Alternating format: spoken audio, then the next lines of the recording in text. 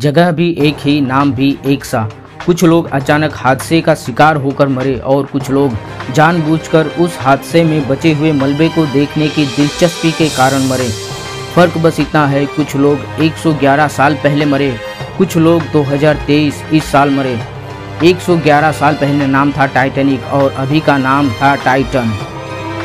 माना जाता है कि भौतिक संसार से परे अदृश्य संसार भी है और वास्तविक दुनिया में होने वाली घटनाओं के विवरण आध्यात्मिक दुनिया में पहले ही लिखी जा चुकी है।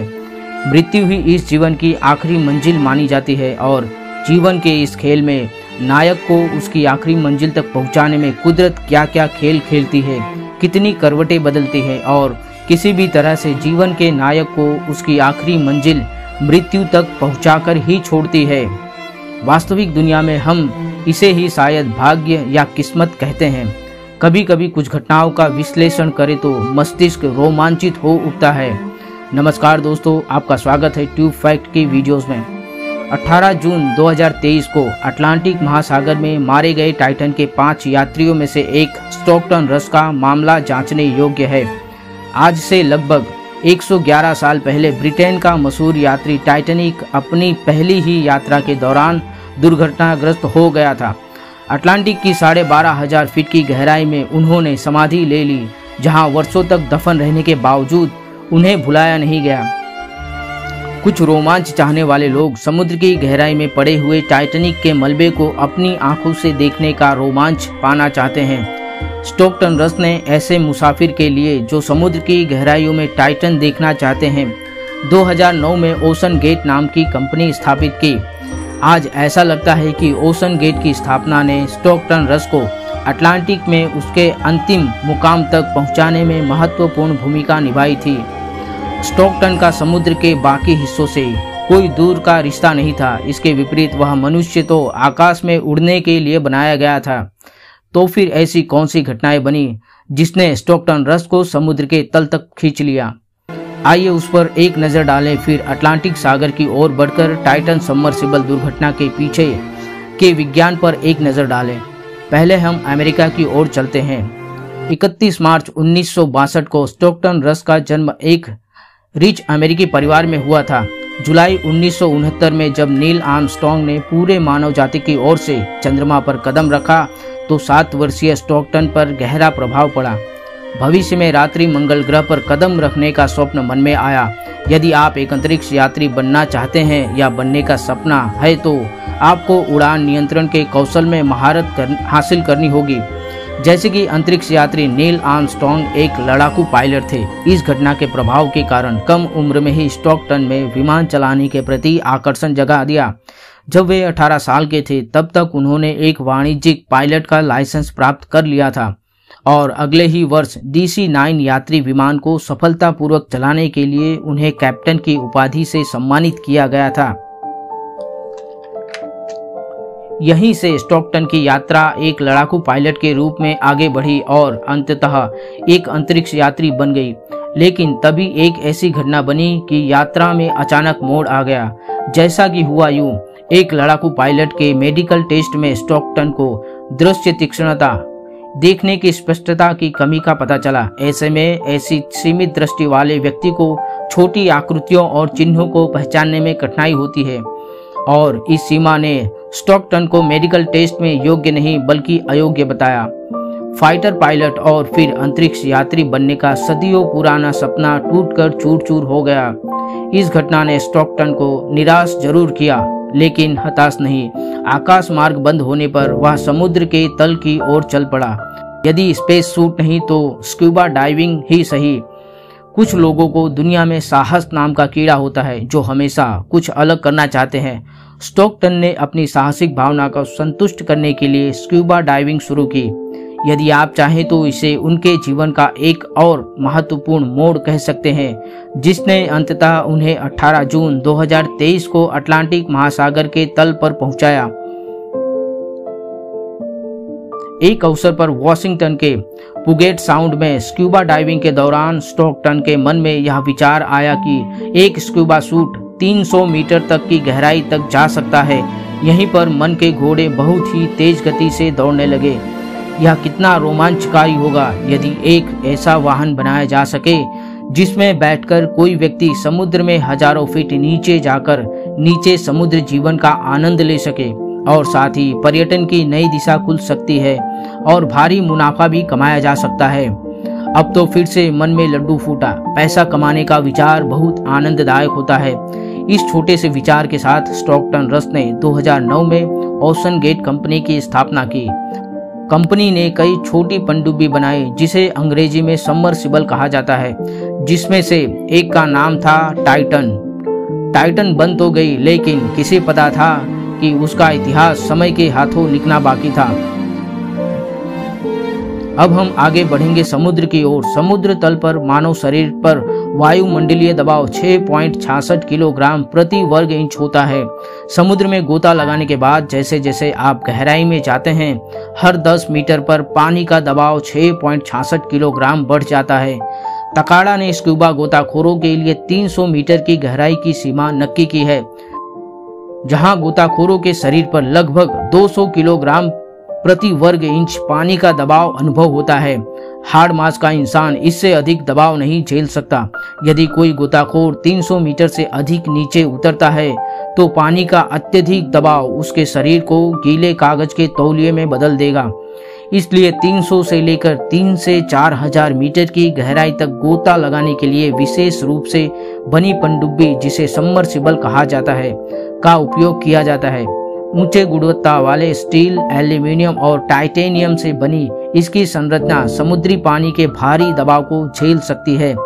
हालांकि ऐसी अवरोध संरचना की एक सीमा होती है। धातु का अधिक उपयोग होने के कारण यह भारी होता है। परिणाम स्वरूप समुद्र में गहराई तक गोता लगाते समय भारी वजन सबमर्सिबल को नीचे जाने में मदद तो करती है, लेकिन सतह पर वापस लौटते समय वही वजन बाधा साबित हो सकता है। सबमर्सिबल ऊपर चलने में बहुत अधिक समय लगाता है और इस समस्या को हल करने के लिए स्टॉकटन रस ने एक लापरवाह कदम उठाया, जिससे उन्हें अटलांटिक में दफनाने का विचार और भी आगे बढ़ गया। टाइटन सबमर्सिबल के वजन को हल्का करने के लिए स्टॉकटन ने स्टील, एल्यूमीनियम और टाइटेनियम धातु में कटौती की। टाइटन की बनावट में कार्बन फाइबर नामक हल्के लेकिन मजबूत पदार्थ को उदारता पूर्वक उपयोग किया गया था। बोइंग और एयरबस जैसी विमान बनाने वाली कंपनियां विमान संरचनाओं में कार्बन फाइबर का उपयोग करती है। इसलिए स्टॉकटन रस ने अच्छी गुणवत्ता वाले कार्बन फाइबर पाने के लिए बोइंग का दरवाजा खटखटाया। बोइंग के पास कुछ पुराने कार्बन फाइबर बिना उपयोग के पड़े थे, जिसे उसने स्टॉकटन रस को बम्पर रिटर्न के साथ दिया। पुरानी सामग्रियां, पुराने सामान जो विमान के बनावट में उपयोग के लिए ठीक नहीं, वह सबमर्सिबल के लिए बेकार मानी जाती है। हालांकि इतनी सरल बात स्टॉकटन रस जरूर जानते होंगे। खैर, कार्बन फाइबर आखिर में जुलाई 2021 में टाइटन बना। पारंपरिक पनडुब्बियों की तुलना में वजन कुछ हद तक हल्का बना। इस पनडुब्बी ने उस वर्ष कुल 6 समुद्री गोते लगाए, जिसमें से एक ने उसके बनावट, संरचना की ताकत पर संदेह जताया। मामूली मरम्मत के बाद उसे अगले वर्ष कुछ 7 बार वापस लाया गया। सौभाग्य से सब कुछ अच्छा रहा। कुछ भी न सोचने वाली घटना नहीं घटी। इसे कुदरत का खेल ही समझो। लेकिन मीडिया में टाइटन की ताकत को लेकर कई सवाल उठाए गए। स्टॉकटन ने पत्रकारों से बचाव करते हुए कहा, जो लोग सुरक्षा को लेकर अत्यधिक चिंतित हैं, उन्हें सुबह अपने बिस्तर से बाहर नहीं निकलना चाहिए, सड़क पर गाड़ी नहीं चलानी चाहिए, कुछ नहीं करना चाहिए, क्योंकि खतरा तो हर तरफ है। देखा कैसे नसीब, भाग्य, नियति या किस्मत या कुछ भी कह लो, जैसे निर्देशकों ने स्टॉकटन की जिंदगी को मोड़ मोड़ कर एक निश्चित मंजिल अटलांटिक महासागर तक पहुंचा दिया। इस साहसी के जीवन का अंतिम अध्याय 18 जून 2023 को लिखा गया, जब टाइटन पर उसकी मृत्यु हो गई, जहां उनकी पनडुब्बी एक विस्फोट से नष्ट हो गई थी। लेकिन वास्तव में पनडुब्बी के साथ क्या हुआ होगा, यह वैज्ञानिक दृष्टि से देखा जाना बाकी है। इसके लिए पहले विस्फोट के बारे में जानना होगा। जब किसी सीमित स्थान के अंदर दबाव बहुत अधिक हो जाता है तो यह बाहरी बल लगता है और विस्फोट का कारण बन जाता है। जैसे गुब्बारे को अत्यधिक फुलाना या अपनी सीमा को तोड़कर फट जाता है। इसके विपरीत जब कोई कंटेनर बाहर से उसकी क्षमता से अधिक दबाव का अनुभव करता है तो वह अंदर की ओर सिकुड़ जाता है, जिसके परिणाम स्वरूप विस्फोट होता है। पूर्व अमेरिकी परमाणु पनडुब्बी अधिकारी डेव कार्ली कहते हैं, जब एक पनडुब्बी का ढांचा ढह जाता है तो यह लगभग 1500 मील प्रति घंटे 2414 किलोमीटर प्रति घंटा यानी 2200 फीट 671 मीटर प्रति सेकंड की गति से अंदर की ओर बढ़ती है। पूरी तरह से खत्म होने के लिए आवश्यक समय लगभग 1 मिली सेकंड या 1 सेकंड का 1000वां हिस्सा है। श्री कॉर्ली का कहना है कि एक मानव मस्तिष्क किसी भी उत्तेजना के प्रति सहज रूप से लगभग 25 मिली सेकंड में प्रतिक्रिया करता है। मानव की तर्क संगत प्रक्रिया संवेदन से लेकर अभिनय तक सर्वोत्तम 150 मिली सेकंड मानी जाती है। ऊप के अंदर की हवा में हाइड्रोकार्बन वाष्प की काफी अधिक सांद्रता होती है। कॉर्ली कहते हैं, जब पतवार ढहती है तो हवा अपने आप जल उठती है और प्रारंभिक तीव्र विस्फोट के बाद एक विस्फोट होता है भयानक, जिसमें मानव शरीर भस्म हो जाते हैं और तुरंत राख और धूल में बदल जाते हैं। अब हम अटलांटिक की गहराई में चलेंगे, जहां टाइटन सबमर्सिबल टाइटैनिक जहाज की तरफ आगे बढ़ रही है। 12,500 फीट की गहराई पर अटलांटिक की तलहटी में पड़े टाइटैनिक का दौरा करने वाले टाइटन के शरीर पर प्रति वर्ग 4000 टन पानी का जबरदस्त दबाव लग रहा था। आमतौर पर ऐसा दबाव मजबूत धातु से बने सबमर्सिबल को झेलना पड़ता है, लेकिन टाइटन को अलग तरह से बनाया गया था। अंतर विस्फोट के कारण यान के पतवार उखड़ गए क्योंकि दबाव कार्बन फाइबर की बॉडी के लिए असहनीय हो गया था। क्या आप विश्वास कर सकते हैं कि उस क्षणिक घटना में टाइटन के सभी यात्री जलकर मर गए थे। पानी में आग लगने वाली घटनाओं का क्रम इस तरह था।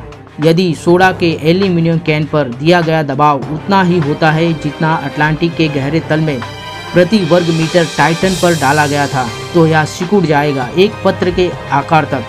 पानी के चारों ओर के दबाव ने टाइटन को आगे बढ़ाया।